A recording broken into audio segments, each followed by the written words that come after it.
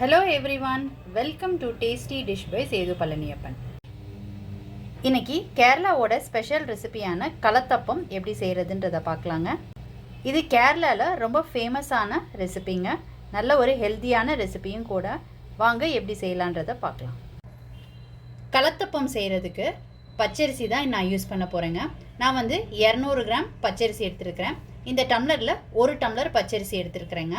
பச்சரிசியை கழுவிட்டு ஒரு 3 மணி நேரம் ஊற வச்சு எடுத்துக்கலாங்க. நல்லா ஊறினா தான் கலத்தப்பம் நல்லா சாஃப்டாக கிடைக்கும்.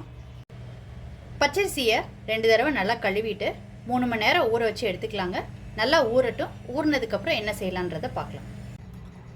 3 மணி நேரம் ஊற வச்சுருந்த அரிசி நல்லா ஊறிடுச்சுங்க. இப்போ தண்ணியை வடிச்சிட்டு இதை ஜாரில் சேர்த்துக்கலாம். ஊற வச்சுருந்த எல்லா அரிசியும் ஜாரில் சேர்த்துக்கிட்டாச்சு. இப்போ இதோட 3 டேபிள் ஸ்பூன் சாதம் சேர்த்துக்கிறேன்.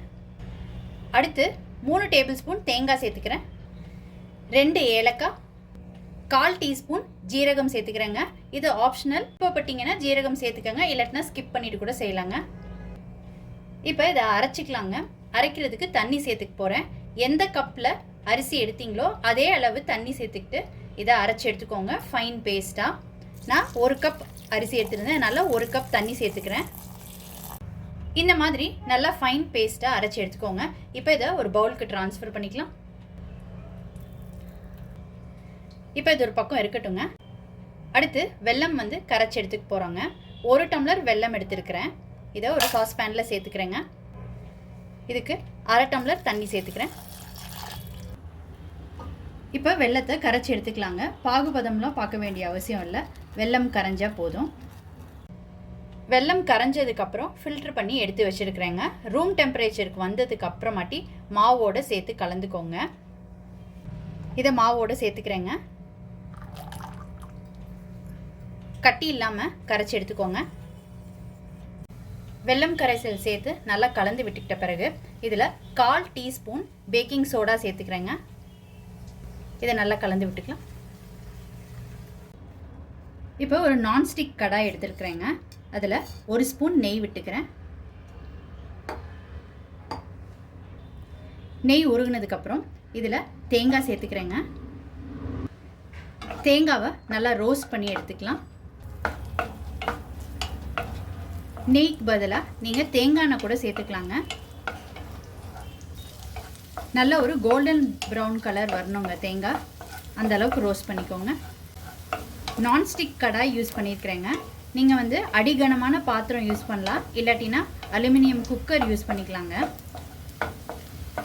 ஸ்டீல் குக்கர் யூஸ் பண்ணிங்கன்னா பார்த்து யூஸ் பண்ணுங்க, அடி பிடிச்சிரும் ஸ்டீல் குக்கருக்கு. அதனால் ரொம்ப கேர்ஃபுல்லாக பண்ணணும் ஸ்டீல் குக்கரில் பண்ணும்போது.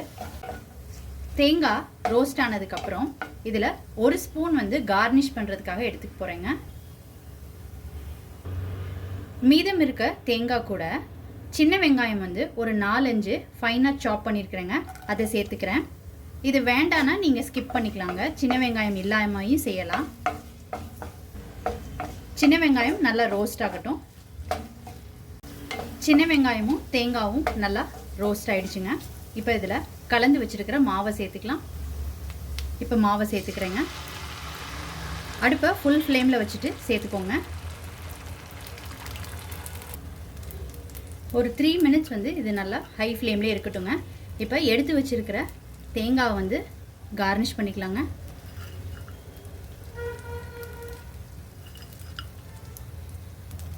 இந்த மாதிரி முறையாக வந்ததுக்கப்புறம் லோ டு மீடியமில் வச்சுட்டு மூடி போட்டு ஒரு 10 to 15 மினிட்ஸ் குக் பண்ணி எடுத்துக்கலாங்க.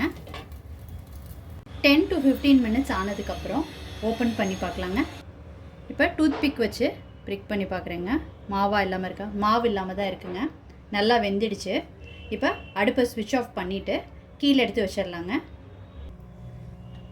1/2 அன் ஹவருக்கு இதை அப்படியே டிஸ்டர்ப் பண்ணாமல் விட்டுருங்க.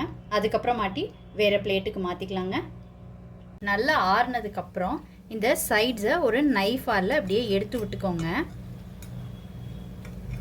இப்போ இது ஒரு பிளேட்டுக்கு மாற்றிக்கலாம்.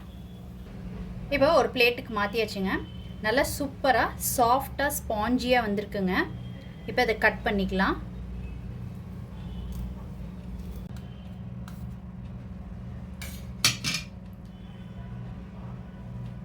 ரொம்ப சூப்பராக சாஃப்டாக சூப்பரான ஒரு கலத்தப்பம் ரெடியாக இருக்குங்க கேரளா ஸ்டைலில்.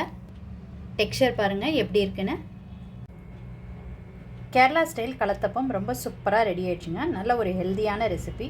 நீங்கள் கண்டிப்பாக ட்ரை பண்ணிவிட்டு உங்களோட கமெண்ட்ஸை சொல்லுங்கள். உங்களுக்கு இந்த ரெசிபி பிடிச்சிருந்துச்சுன்னா லைக் அண்ட் ஷேர் பண்ணுங்கள். உங்கள் ஃபேமிலி அண்ட் ஃப்ரெண்ட்ஸ்க்கு tasty dish by Sethu Palaniappan சேனலை சப்ஸ்கிரைப் பண்ணுங்கள். நோட்டிஃபிகேஷன் பெல்லை கிளிக் பண்ணுங்கள் for more videos. Thanks for வாட்சிங்.